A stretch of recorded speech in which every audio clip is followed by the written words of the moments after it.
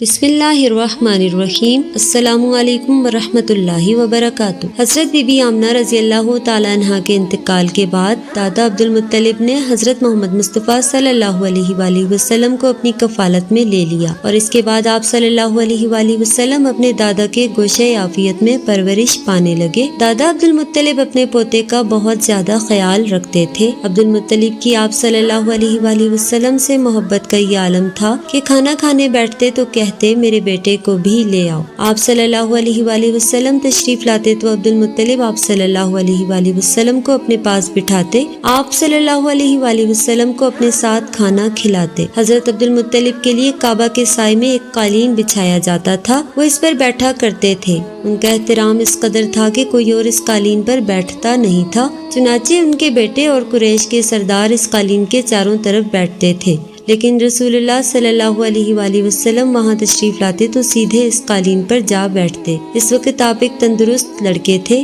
آپ کی عمر مبارک 8 سال کے قریب تھی۔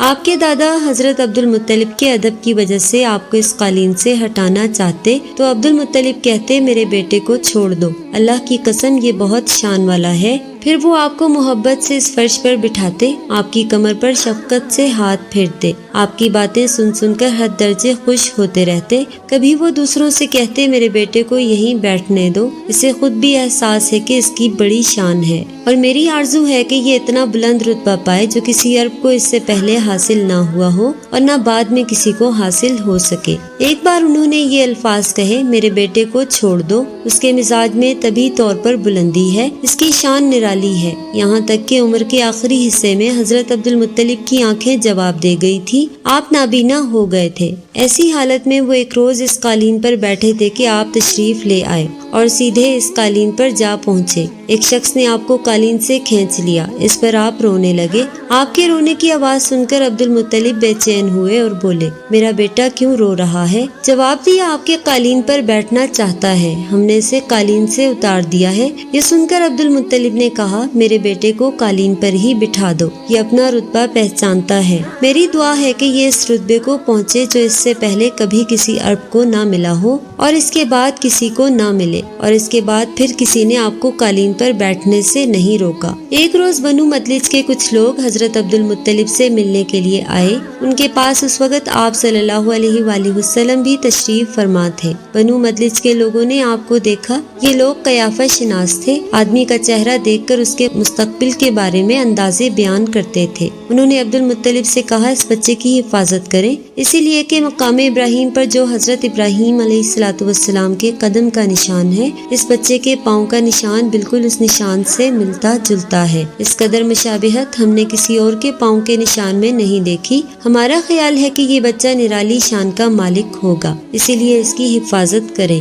ایک روز حضرت عبد المطلب خانہ کعبہ میں حجر اسود کے پاس بیٹھے ہوئے تھے، ایسے میں ان کے پاس نجران کے عیسائی آ گئے، ان میں ایک پادری بھی تھا۔ اس پادری نے عبد المطلب سے کہا ہماری کتابوں میں ایک ایسے نبی کی علامات ہیں جو اسماعیل علیہ السلام کی اولاد میں ہونا باقی ہے، یہ شہر اس کی جائے پیدائش ہوگا، اس کی یہ نشانیاں ہوں گی۔ ابھی یہ بات ہو ہی رہی تھی کہ کوئی شخص آپ صلی اللہ علیہ وآلہ وسلم کو لے کر وہاں آ پہنچا۔ پادری کی نظر جو ہی آپ پر پڑی وہ چونک اٹھا، آپ کی آنکھوں، کمر اور پیروں کو دیکھ کر وہ چلا اٹھا وہ نبی یہی ہیں، یہ تمہارے کیا لگتے ہیں؟ عبد المطلب بولے یہ میرے بیٹے ہیں۔ اس پر وہ پادری بولا تب یہ وہ نہیں، اس لیے کہ ہماری کتابوں میں لکھا ہے کہ ان کے والد کا انتقال ان کی پیدائش سے پہلے ہو جائے گا۔ یہ سن کر عبد المطلب بولے اس کے باپ کا انتقال اس وقت ہو گیا تھا جب یہ پیدا بھی نہیں ہوا تھا۔ اس پر پادری بولا ہاں یہ بات ہوئی نا، آپ اس کی پوری طرح حفاظت کریں۔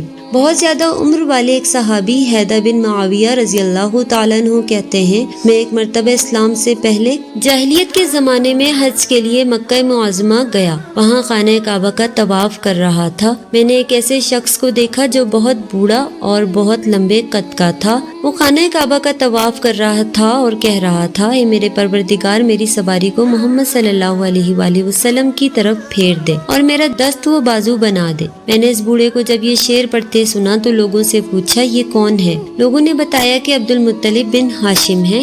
انہوں نے اپنے پوتے کو اپنے ایک اونٹ کی تلاش میں بھیجا ہے. اونٹ گم ہو گیا ہے اور وہ پوتا ایسا ہے جب بھی کسی گمشدہ چیز کی تلاش میں اسے بھیجا جاتا ہے تو وہ چیز لے کر ہی آتا ہے. پوتے سے پہلے یہ اپنے بیٹوں کو اس اونٹ کی تلاش میں بھیج چکے ہیں لیکن وہ ناکام لوٹ آئے ہیں. اب چونکہ پوتے کو گئے ہوئے دیر ہو گئی ہے اس لیے پریشان ہے اور دعا مانگ رہے ہیں. تھوڑی ہی دیر گزری تھی کہ میں نے دیکھا آپ صلی اللہ علیہ وآلہ وسلم اونٹ کو لیے تشریف لا رہے ہیں. عبد المطلب نے آپ کو دیکھ کر کہا میرے بیٹے میں تمہارے لیے اس قدر فکر مند ہو گیا تھا کہ شاید اس کا اثر کبھی میرے دل سے نہ جائے. عبد المطلب کی بیوی کا نام رقیہ بنت ابو سیفی تھا. وہ کہتی ہیں قریش کئی سال سے سخت قحط سالی کا شکار تھے. بارشیں بالکل بند تھی. سب لوگ پریشان تھے. اس زمانے میں میں نے ایک خواب دیکھا. کوئی شخص خواب میں کہہ رہا تھا اے قریش کے لوگوں تم میں سے ایک نبی ظاہر ہونے والا ہے. اس کے ظہور کا وقت آ گیا ہے. اس کے ذریعے تمہیں زندگی ملے گی یعنی خوب بارشیں ہوں گی سرسبزی و شادابی ہوگی. تم اپنے لوگوں میں سے ایک ایسا شخص تلاش کرو جو لمبے قد کا ہو گورے رنگ کا ہو اس کی پلکیں گھنی ہو بنوے اور ابرو ملے ہوئے ہوں. وہ شخص اپنی تمام اولادوں کے ساتھ نکلے. تم میں سے ہر خاندان کے ایک آدمی نکلے. سب پاک صاف ہوں اور خوشبو لگائیں اور وہ حجر اسود کو بوسہ دیں. پھر سب جبل ابو قیس پر چڑھ جائیں. پھر وہ شخص جس کا حلیہ بتایا گیا ہے آگے بڑھے اور بارش کی دعا مانگے اور تم سب آمین کہو تو بارش ہو جائے گی. صبح ہوئی تو رقیہ نے اپنا یہ خواب قریش سے بیان کیا. انہوں نے ان نشانیوں کو تلاش کیا تو سب کی سب نشانیاں انہیں حضرت عبد المطلب میں مل گئیں. چنانچہ سب ان کے پاس جمع ہوئے. ہر خاندان میں سے ایک آدمی آیا. ان سب نے شرائط پوری کی. اس کے بعد سب ابو قیس پہاڑ پر چڑھ گئے. ان میں نبی کریم صلی اللہ علیہ وآلہ وسلم بھی تھے. آپ اس وقت بہت کم عمر تھے. پھر عبد المطلب آگے بڑھے اور انہوں نے یوں دعا کی اے اللہ یہ سب تیرے غلام ہیں تیرے غلاموں کی اولاد ہیں تیری باندیاں ہیں تیری باندیوں کی اولاد ہیں. ہم پر جو برا وقت آ پڑا ہے تو دیکھ رہا ہے. ہم مسلسل قحط سالی کا شکار ہیں. اب اونٹ گائیں گھوڑے خچر اور گدھے سب کچھ ختم ہو چکے ہیں اور جانوروں پر بن آئی ہے. اسی لیے ہماری یہ خشک سالی ختم فرما دے. ہمیں زندگی اور سرسبزی اور شادابی عطا فرما دے. ابھی یہ دعا مانگ ہی رہے تھے کہ بارش شروع ہو گئی اور وادیاں پانی سے بھر گئی. لیکن اس بارش میں ایک بہت ہی عجیب بات ہوئی اور وہ عجیب بات یہ تھی کہ قریش کو یہ سیرابی ضرور حاصل ہوئی مگر یہ بارش قبیلہ قیس اور قبیلہ مضر کی قریبی بستیوں میں بالکل نہ ہوئی. اب لوگ بہت پریشان ہوئے کہ یہ کیا بات ہوئی. ایک قبیلے پر بارش اور آس پاس کے سب قبیلے بارش سے محروم. تمام قبیلوں کے سردار جمع ہوئے. اس سلسلے میں بات چیت شروع ہوئی. ایک سردار نے کہا ہم زبردست قحط اور خشک سالی کا شکار ہیں جبکہ قریش کو اللہ تعالیٰ نے بارش عطا کی ہے اور یہ عبد المطلب کی وجہ سے ہوا ہے. اسی لیے ہم سب ان کے پاس چلتے ہیں. اگر وہ ہمارے لیے دعا کر دیں تو شاید اللہ تعالیٰ ہمیں بھی بارش دے دے.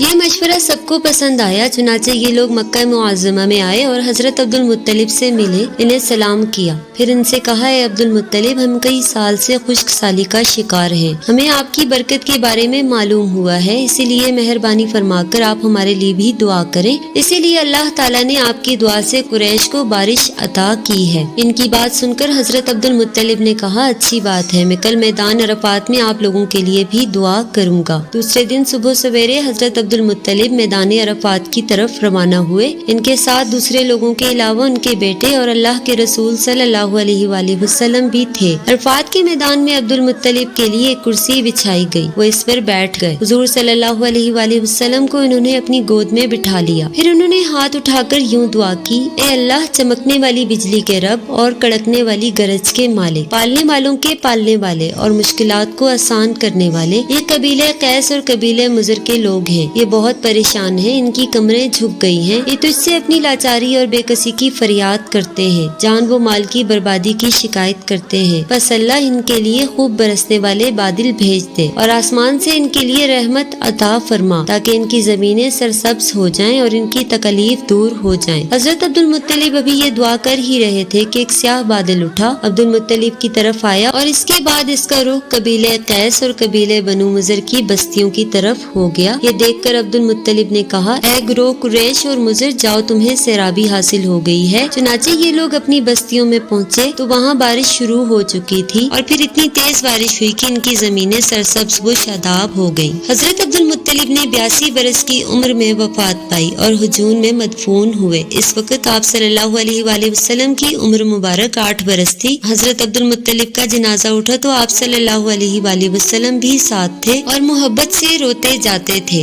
हजरत अब्दुल मुत्तलिब ने मरने के वक्त अपने बेटे अबू तालिब को ज़ेरे तरबियत सुपर्द किया। अबू तालिब ने इस फर्ज को बखूबी इंजाम दिया। नाज़रीन, उम्मीद करते हैं आपको हमारी आज की वीडियो पसंद आई होगी। वीडियो को लाइक करें, अपने दोस्तों के साथ शेयर करें और अगर आप हमारे चैनल पर नए हैं तो सब्सक्राइब जरूर करें ताकि हमारी हर नई वीडियो का नोटिफिकेशन आपको बर वक्त मिलता रहे। शुक्रिया।